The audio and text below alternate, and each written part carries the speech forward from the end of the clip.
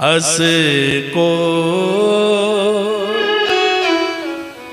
जन्मा जग माही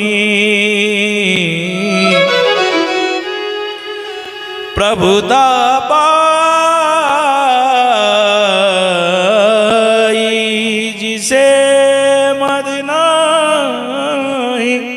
गोस्वामी तुलसीदास जी ने श्री रामचरितमानस में वर्णन किया, ऐसा है कौन कि जिसे पद मिला हो और उसे मद प्राप्त ना हुआ हो। यह जोड़ा पद जहां आता है वहां मद अपने आप आ जाता है। कई बार व्यक्ति को जब दूसरा व्यक्ति कहता भैया तुम्हें अहंकार हो रहा है, जिसको अहंकार हुआ है वो कहता नहीं मुझे अहंकार नहीं है, तुम्हें नहीं पता चलेगा। लेकिन दूसरा व्यक्ति जब आपसे बात करता है तो तुम्हारे नेचर से, तुम्हारे बिहेवियर से जान जाता है थोड़ा अहंकार आ गया है। तो ब्रह्मा जी को तो अहंकार है, मैं बड़ा हूं। हर बशर में है बुराई कि मैं बड़ा हूं, मैं बड़ा। उसी को मारा महादेव ने जिसने कहा कि मैं बड़ा। एक हाथी चिट्टी के बच्चों को मसल कर चल दिया। चींटी ने कहा हाय जालिम, मिटा कर चल दिया। एक हाथी चला जा रहा था,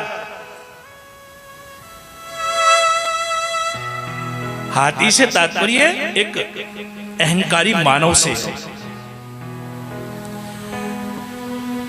रास्ते में देखा भी नहीं कि धरती पे चींटियां भी चल रही है। वो हाथी है ना, इतने ऊपर से कैसे देखे नीचे चींटियां हैं। हर बशर में है बुराई कि मैं बड़ा हूं, मैं बड़ा। उसी को मारा राम ने जिसने कहा कि मैं बड़ा। एक हाथी चींटी के बच्चों को मसल कर चल दिया। हाय जालिम, मिटा कर चल दिया। हाथी ने कहा चुप चुप चुप, मैं बड़ा हूं, मैं बड़ा। हाथी ने कहा मैं बड़ा हूं, चींटी ने कहा कोई बात नहीं। जब हाथी चला जा रहा था, आगे देखा एक सरोवर था। सरोवर में जाकर के जैसे ही वो गज पानी पीने लगा, अंदर से एक ग्राहा उसका पांव खींचने लगा। अंदर से ग्राहा निकला, उसने हाथी के पांव को पकड़ लिया, खींचा और कहा कि अब बता तू बड़ा कि मैं बड़ा। अब तो गजराज की आंखों से आंसू बहने लगे, रोने लगे, यही कहने लगे कि प्रभु तू ही तू, तू ही तू, बस मैं मेरा कुछ नहीं, जो कुछ है सो तो।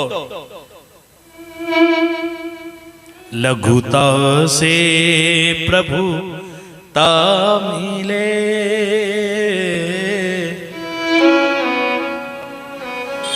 प्रभुता से प्रभु दूर।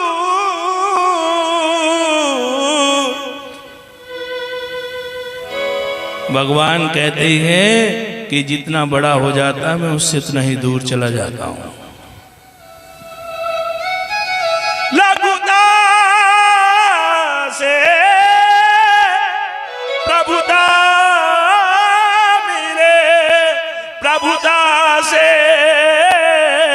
प्रभु दूर और चींटी शक्कर ले गई, हाथी के सर धूल। ब्रह्मा जी के कितने मुख थे? 5। ब्रह्मा को अभिमान हुआ तो शंकर जी ने किसे उत्पन्न कर दिया? भैरव को। भैरव ने कहा क्या करना है बताओ। तो महादेव जी ने कहा, समझ गए ना, इशारा किया और उसी समय भैरव ने देरी भी नहीं करी, ब्रह्मा जी के एक शीश को काट दिया। 5 थे, कितने रह गए?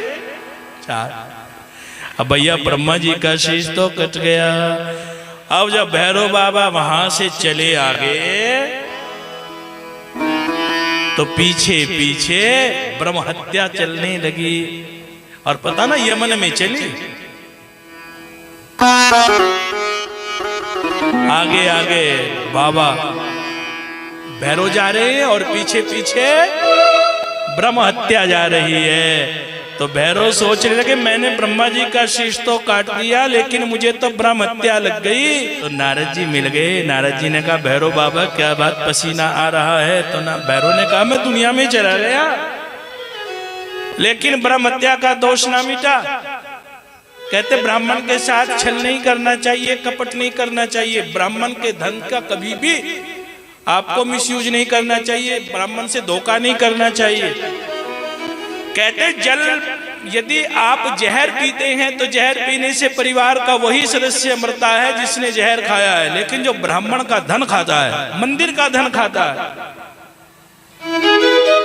उसका कुल का कुल नष्ट हो जाता है। ऐसा भागवत जी में आता है।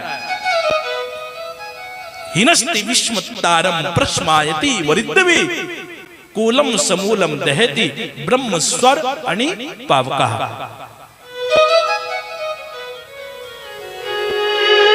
नारद जी ने कहा क्या होगा? तो ब्रह्मा जी की मृत्यु की जो ब्रह्म हत्या लगी थी उससे मुक्त होने के लिए भैरव ने कहा क्या करना चाहिए? मैंने पूरे संसार में जाकर देखा, भ्रमण किया, लेकिन ये ब्रह्म हत्या मेरा पीछा नहीं छोड़ दी है। तो तब नारद जी ने कहा कि तुम एक काम करो, तुम काशी चले जाओ। भैरव ने कहा काशी में जाने से क्या होगा? काशी में ब्रह्म हत्या का दोष भी समाप्त हो जाता है। कहते हैं अपने जीवन में एक रात्रि काशी का शयन अवश्य होना चाहिए।